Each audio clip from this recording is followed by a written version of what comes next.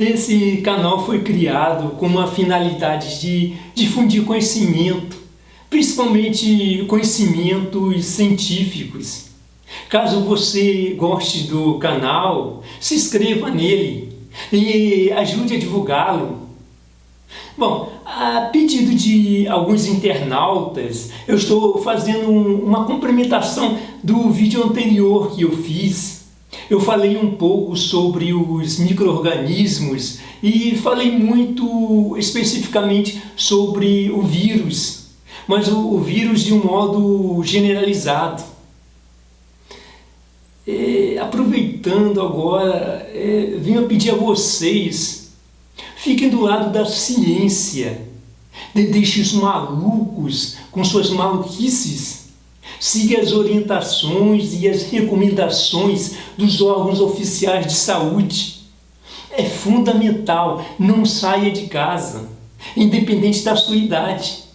Aqueles que estão saindo para o trabalho são de serviços essenciais e estão no máximo cuidado. Então fique em casa, fique ao lado da ciência. Olha o que está escrito aqui, olha. Ok? E não compartilhe fake news. E se perceber que é maluquice, delete. Isso evitará pânico. Fique ao lado da ciência. Bom, primeiramente entenda uma coisa. Quando falamos novo coronavírus, não surgiu esse vírus corona agora. Coronavírus é um vírus antigo. Quando se fala novo coronavírus, significa uma variação da família corona. É um rebelde da família, mas que pode ser controlado. Pertence à mesma família de epidemias como a SARS e a MERS. A SARS significa a síndrome respiratória aguda grave e a MERS a síndrome respiratória do Oriente Médio. As siglas estão no inglês, por isso que não corresponde ao português. O nome oficial desse vírus que está causando essa pandemia toda é esse nome aqui, esse nome aqui embaixo, tá? SARS-CoV-2. Esse nome ele foi dado pelo Comitê Internacional de Taxonomia de Vírus, o ICTV, feito pelos virologistas. Ele significa isso aqui embaixo, que traduzindo assim é uma tradução livre, né? A síndrome respiratória aguda grave do coronavírus 2. Mais popularmente, esse vírus está sendo conhecido como o novo coronavírus. Os vírus, eles são observados graças ao microscópio eletrônico, que é um microscópio especial, um instrumento maior do que os microscópios que vocês veem nas reportagens. E o coronavírus, ele foi identificado na década de 60. É claro que não é exatamente o coronavírus de hoje. Assim como se você pegar uma foto de seu bisavô e comparar com a sua, terá sim alguns traços. E isso em poucas gerações. Agora imagine isso em um vírus que está constantemente se reproduzindo, gerando novos e novos elementos. Chamamos isso de replicação e essas mudanças de mutações. A família do coronavírus é assim chamada pela característica de possuir estruturas que se assemelham a uma coroa. Bom, quem desejar aí se aprofundar em conhecer os milhares de vírus existentes no mundo, eu vou deixar o site do banco de consultas aqui embaixo, ok? Essa nova doença, que não é um simples resfriadinho, né? Teria que ter um nome e recebeu o nome de Covid-19, em referência ao vírus corona e 19 por ter sido o ano que ela surgiu. As doenças são oficialmente nomeadas pela OMS, a Organização Mundial de Saúde, onde vai para uma classificação internacional de doenças, a CID. Cuidado para você não confundir o nome do vírus com o nome da doença. Essa nova doença foi detectada no mês de dezembro de 2019, na China, e a primeira morte ocorreu em 9 de janeiro de 2020. Os sintomas são a tosse, febre, cansaço, dor no corpo, congestionamento nasal, inflamação na garganta, diarreia.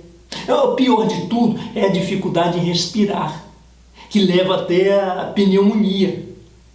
Mas não necessariamente se tem todos esses sintomas que eu citei.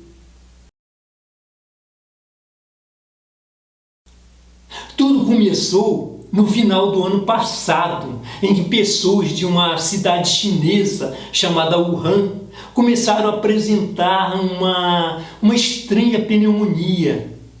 E essas pessoas trabalhavam, tinham uma ligação com o mercado de venda de vários animais para consumo.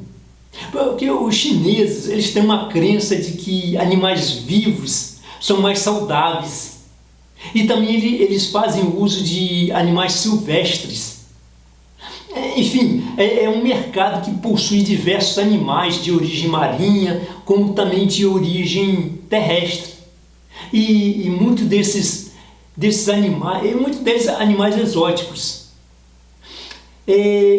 Sabe-se que há muito tempo que certos animais são portadores do vírus corona, mas não se sabe ao certo de que animal esse vírus teve origem, se foi de morcegos, de cobras, e também como ele adquiriu essa nova configuração, que chamamos isso de mutação, né?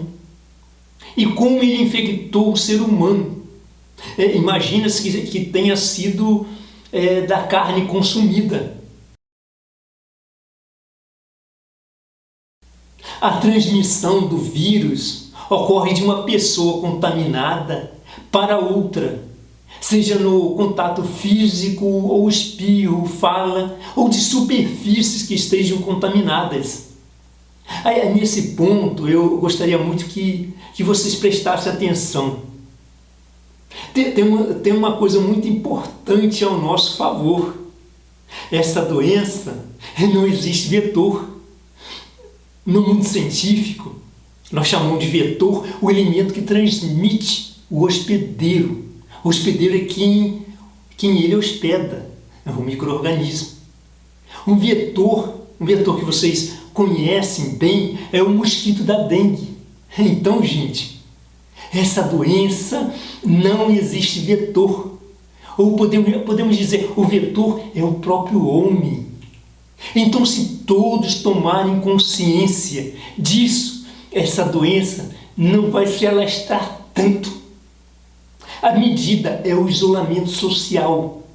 E o vírus, no ambiente solitário, sem nenhuma célula para infectar, ele morre.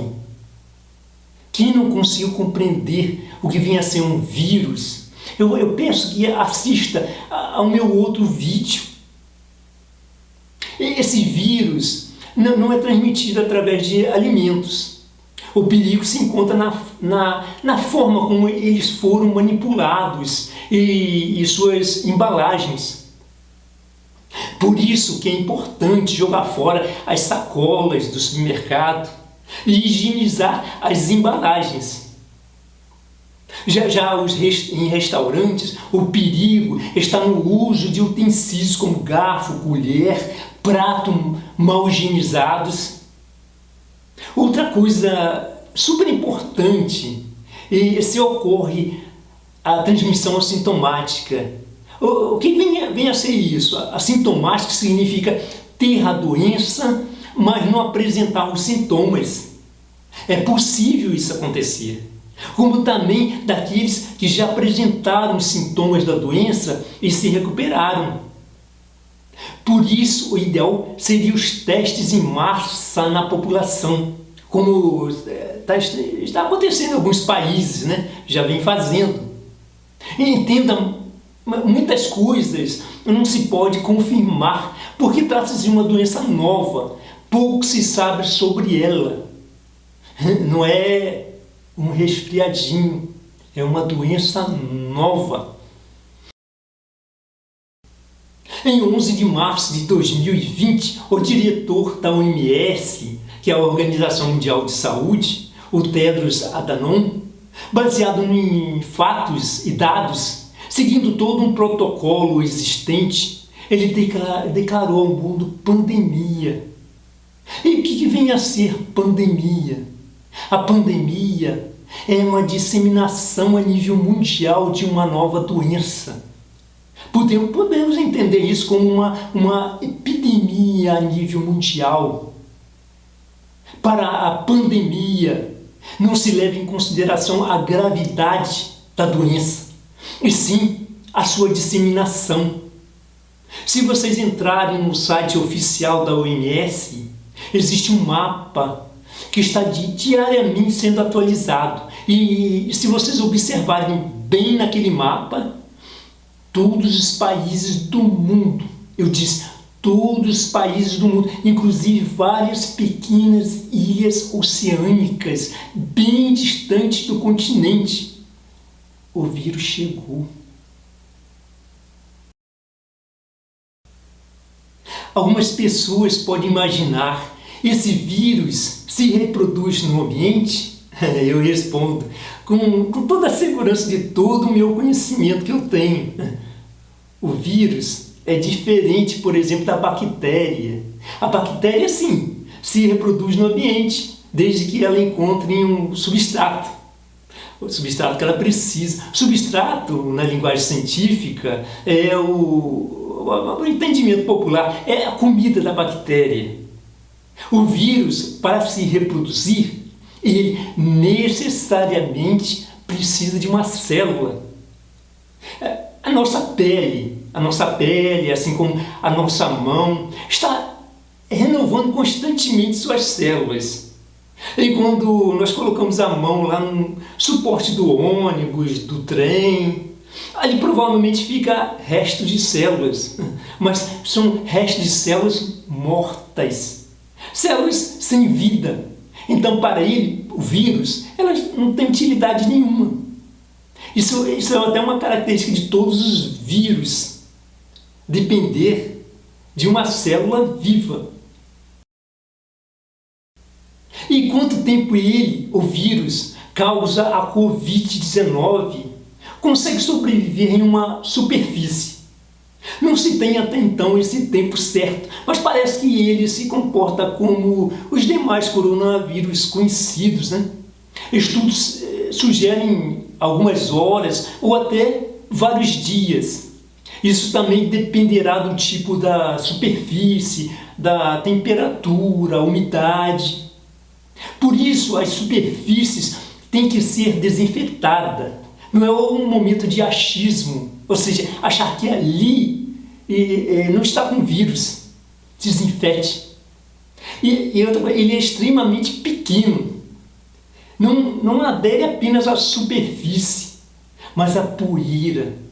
E a poeira, ela se encontra no ar também. Então limpe bem a sua casa.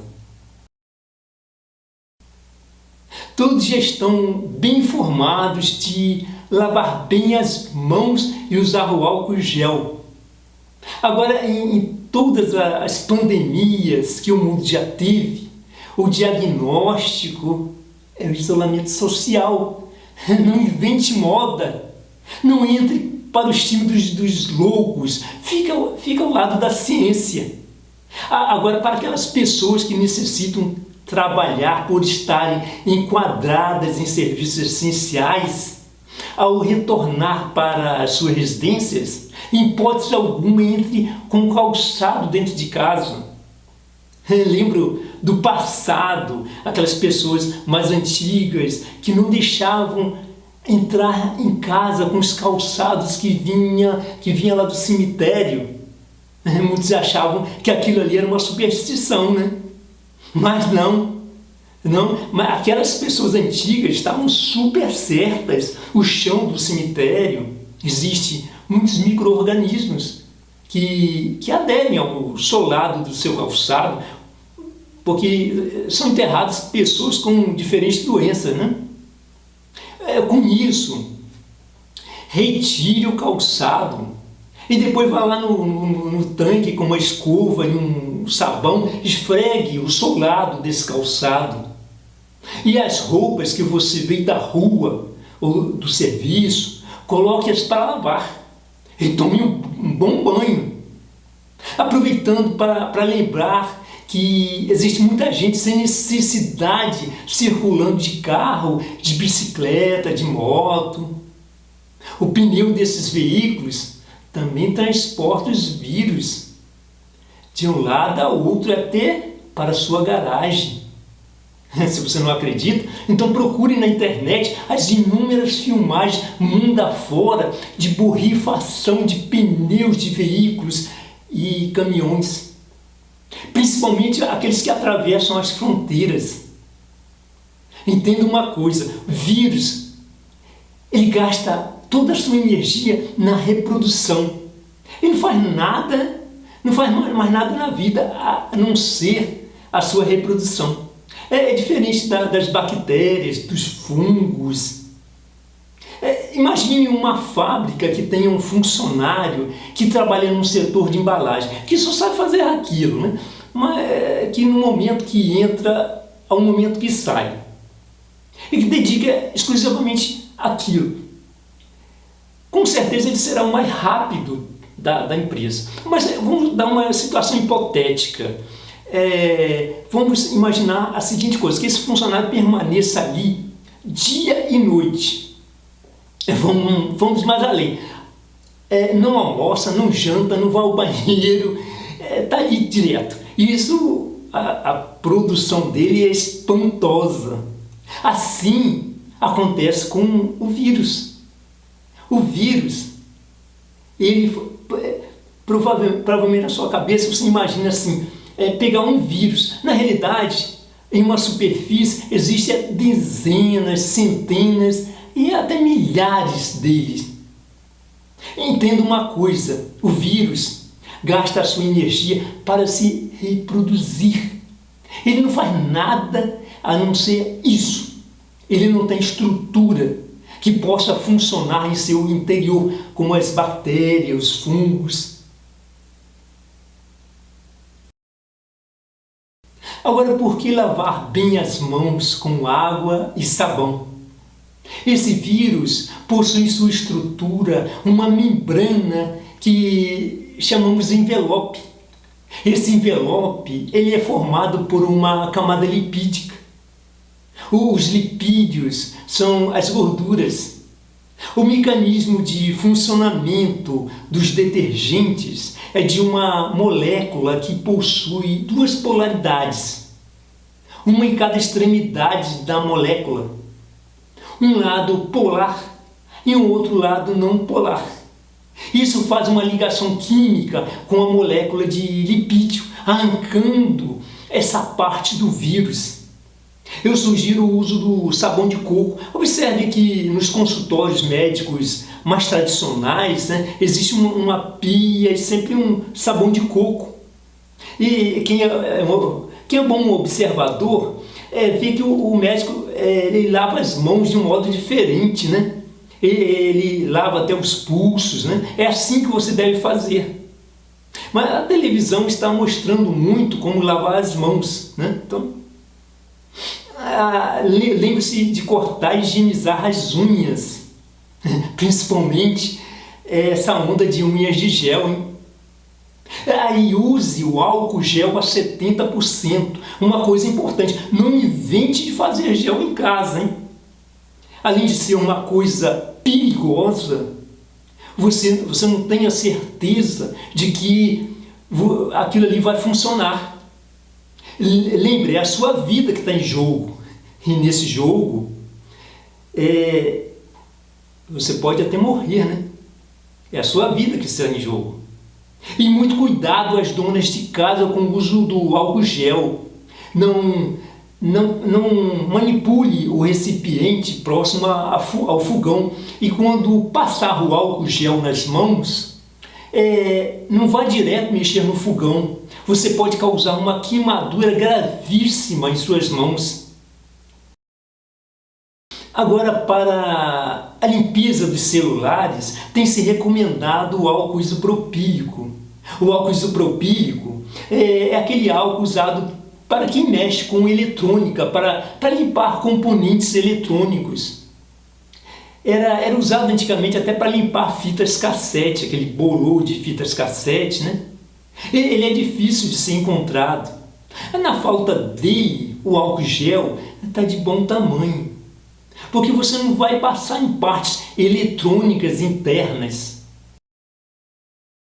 O Covid-19 é a nova doença.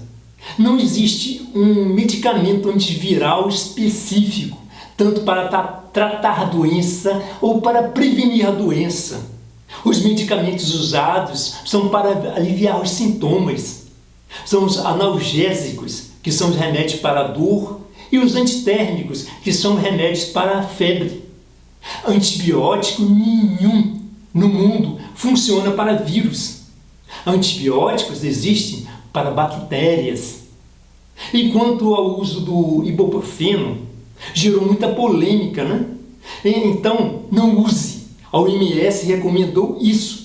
O nome ibuprofeno é o nome genérico do princípio ativo, não é o nome científico da molécula. O nome científico da molécula é dado pelo IUPAC, a União de Química Pura e Aplicada, e obedece a várias regras. Ela é um nome complexo para pessoas leigas fora da área de química, né? Não vou nem falar aqui esse nome para não complicar mais a cabeça de vocês. Um medicamento de nome genérico também pode ser comercializado com um nome fantasia. Então, cuidado. Leia antes, na caixa ou na bula, para saber se não tem, né, o ibuprofeno. Também em relação à hidroxicloroquina, que é usado para malária, lúpus, artrite reumatoide, ainda tem poucos dados. Deixe esse remédio para os médicos. Não invente moda. Bem como para qualquer outro medicamento. Deixa isso para os médicos. Entenda, essa é uma nova doença. E sabemos pouco sobre ela. A comunidade científica e os médicos estão aprendendo a lidar com ela. E mesmo se descubra algum medicamento realmente eficaz, não despreze o problema, não relaxe, não abuse. Lembre-se, o vírus é mutável. Também não existe no momento nenhuma vacina. A comunidade científica do mundo inteiro está trabalhando para isso. Mas mesmo com a descoberta de uma nova vacina, né, ainda vai levar anos para ela ser aplicada, porque precisa de testes. E não esqueça de manter o calendário das vacinas habituais em dia, principalmente das crianças, porque senão pode piorar mais a situação, né? Vocês ouvem muito falar em período de incubação. O que vem a ser isso? É um termo usado para toda a doença causada por qualquer micro-organismo. É o tempo entre o início da aquisição do agente até o momento do aparecimento dos primeiros sintomas clínicos. As estimativas para esse vírus vai de 1 a 14 dias. Isso pode ser alterado conforme se tenha mais dados disponíveis. por que as complicações são maiores em pessoas com mais idade? Porque o sistema imunológico envelhece com o tempo. Ele não funciona tão bem de quando a pessoa é jovem. Mas vamos entender o que nós chamamos de sistema imunológico. O sistema imunológico para vocês entenderem melhor, é como o sistema de segurança de uma cidade. O sistema de segurança, ele reconhece o mau elemento, entra em ação os policiais para prender esse mau elemento. No nosso corpo acontece a mesma coisa. O sistema imunológico, primeiro, tem que reconhecer o mau elemento, enviar os anticorpos para atuar. Os anticorpos são as imoglobulinas, indicadas por IgG. É por isso que alguns textos, provavelmente vocês já viram, IgM, IgE, IgG. O sistema imunológico fica comprometido também em qualquer idade. Geralmente pessoas que já possuem alguma doença pré-existente. Nesses casos, se agrava. Mas o vírus não escolhe a quem infectar. Um termo novo para a nossa geração e para o nosso país é o hospital de campanha. É um nome bastante antigo, são hospitais de emergência para atender especificamente essas situações. É muito utilizado em áreas de guerra, de conflito, de terremotos. E depois que não se tem mais essa situação de emergência, ele é desmobilizado, desmontado. Ele também não possui a finalidade de outros atendimentos, somente para esse atendimento fim. Mais uma vez, a finalidade minha aqui é levar um pouco do meu conhecimento a vocês, do modo científico. Não sou dono da verdade. Todo esse trabalho que eu fiz é fruto de muita leitura atual, somado também a anos de estudos. E se caso alguma coisa ficou incompleta ou equivocada, escreva aqui embaixo, mas de um modo científico, deixando também a fonte de consulta. E peço a todos vocês, deixem os loucos de lado, sejam eles de qualquer parte do mundo. Vamos de uma vez por todas acabar com a pseudociência. A pseudociência é retroceder à Idade Média, à Idade das Trevas. Fique ao lado da ciência. E que Deus proteja todos nós.